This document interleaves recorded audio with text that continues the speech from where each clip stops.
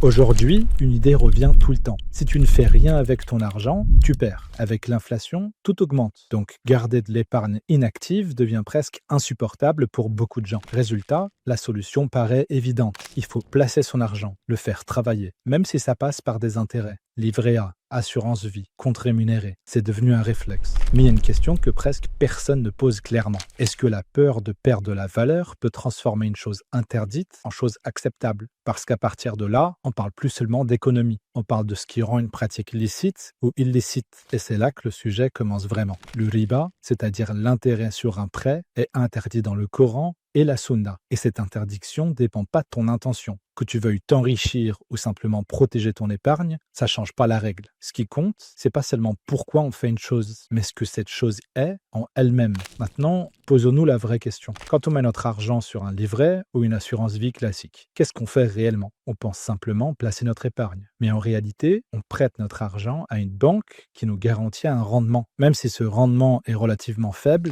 la structure est toujours la même. On donne de l'argent, on récupère plus, sans risque réel et sans activité de notre part. C'est exactement ce que le riba désigne. Mais alors, l'inflation dans tout ça? On dit que si on fait rien, on perd notre argent. Et c'est tout à fait vrai. Mais perdre à cause de l'inflation n'autorise en aucun cas à gagner via un mécanisme aussi consensuellement interdit et grave dans notre religion que le riba. Et c'est là qu'il y a une confusion. Il y a un point fondamental qu'il faut comprendre. On ne parle pas ici sur la même grille d'analyse. Quand on parle de riba en islam, on est sur une logique de licite et d'illicite, de principe, de structure de contrat, de rapport à l'argent. Mais souvent, la réponse qu'on entend en face est purement économique. Rentabilité, inflation, perte de pouvoir d'achat, optimisation du capital. Le problème, c'est que ce n'est pas les mêmes critères. C'est pas parce qu'une chose est plus rentable qu'elle devient licite. Et c'est pas parce qu'une chose est moins rentable qu'elle devient interdite. Dans l'islam, la rentabilité, c'est pas un critère de validation morale. Sinon, on pourrait justifier n'importe quoi. Par exemple, on pourrait dire pourquoi vendre des légumes si on peut vendre du tabac, puisque c'est plus rentable. Ou pourquoi choisir un commerce honnête si une activité illicite rapporte plus? Évidemment, ce raisonnement ne tient pas, parce que la question, c'est jamais combien ça rapporte, mais qu'est-ce que c'est et comment est-ce que c'est obtenu? Et c'est exactement pareil ici. Le fait que le système bancaire permette un rendement ou que l'inflation pousse à chercher des protections financières, ça change rien à la nature du riba. On reste sur la même question de base. Est-ce que c'est un gain garanti, sans risque réel et basé sur un prêt? Si la réponse est oui, alors on est dans la définition du riba, indépendamment du contexte économique autour. Prenons un exemple très simple.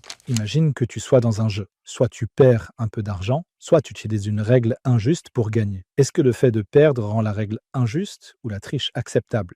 Non, parce que quand on a une morale, la fin ne justifie pas les moyens. Alors ici, quelqu'un pourrait dire que dans la vraie vie, tout le monde le fait. Tout le monde prend des intérêts. Donc au final, c'est comme un jeu où tout le monde triche. Et ça, c'est une réaction logique, parce qu'on vit dans un système où les intérêts sont partout. Banque, épargne, crédit. C'est devenu la norme. Mais justement, il faut faire attention à une confusion très importante. C'est pas parce que tout le monde fait quelque chose que ça devient juste. Sinon, il faudrait dire que si tout le monde ment, mentir devient acceptable. Ou si tout le monde triche, tricher devient une règle. Mais on sait très bien que c'est pas comme ça que fonctionne la morale. Et en islam, la vérité ne dépend pas du nombre de personnes qui la suivent. Elle dépend de ce qui est vrai en soi. Donc oui, aujourd'hui, le système ressemble à un jeu où presque tout le monde triche, mais ça ne change pas la nature de la règle elle-même. D'ailleurs, le prophète alayhi salatu wassalam lui-même était au courant de la venue d'une situation économique comme la nôtre. Il est rapporté qu'il a dit qu'un temps viendra pour les gens où il ne restera personne qui ne consomme pas l'usure, le riba. Et celui qui n'en consommera pas sera tout de même atteint par sa poussière.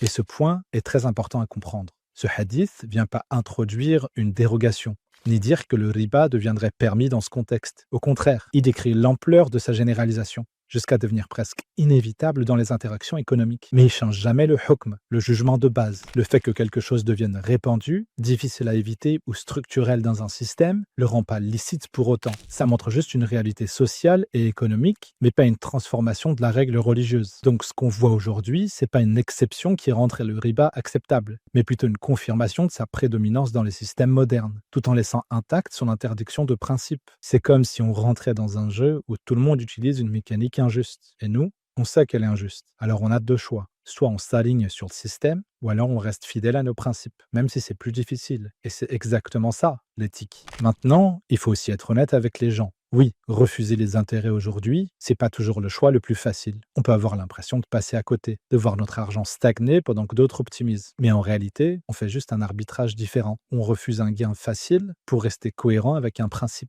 Et ça, c'est une logique qu'on applique déjà dans plein d'autres domaines. Par exemple, quand quelqu'un refuse un job bien payé parce qu'il est contraire à ses valeurs, ou refuse de tricher un examen même si tout le monde le fait. Donc c'est pas quelque chose d'exceptionnel. C'est une posture. Et si on élargit un peu, ce choix individuel de placer son argent sur un livret, il a aussi un impact collectif. Parce qu'un système où tout le monde cherche un gain garanti ne peut pas rester neutre. Quand nous, on veut un rendement sans risque, ça veut dire que quelqu'un va prendre le risque à notre place. Prenons un exemple très concret en France. Quand on met notre argent sur un livret ou un produit d'épargne, la banque ne le garde pas, elle le prête. Elle le prête à des particuliers, à des entreprises, parfois à des gens fragiles financièrement. Nous, notre rendement, il est prévu. Mais en face, la personne, elle doit rembourser quoi qu'il arrive, avec un surplus, même si son projet échoue. Donc le risque ne disparaît pas, il est déplacé. Et plus ce modèle se généralise, plus il crée un déséquilibre. D'un côté, des gens qui accumulent avec des gains prévisibles, et de l'autre, des gens qui prennent des risques réels et qui supportent la pression. Et petit à petit, l'argent se détache de l'effort réel. Et ça finit par déséquilibrer toute l'économie, exactement avec ce qu'on voit aujourd'hui. Donc, même si individuellement ça paraît anodin, à grande échelle, ça construit un modèle. C'est exactement comme ceux qui refusent de boycotter parce qu'ils ne voient pas l'utilité. En islam, on est jugé selon nos efforts et nos intentions, pas selon nos résultats.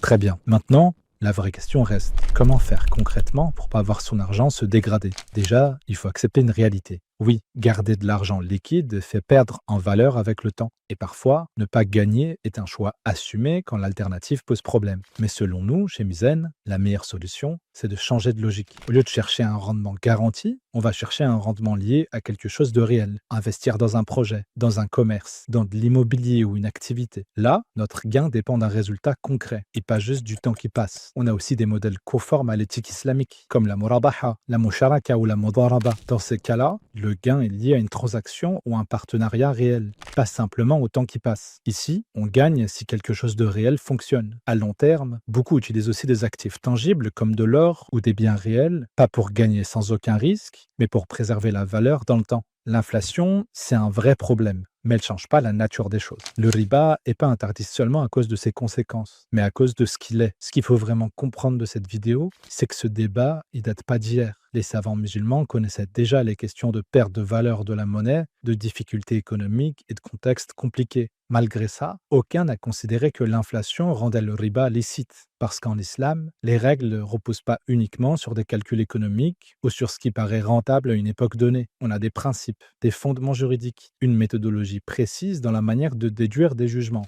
Donc oui, les contextes changent, mais c'est pas pour autant que les interdits aussi clairs et graves que le riba deviennent permis. Et c'est justement ça, la différence entre adapter ses moyens et changer ses principes.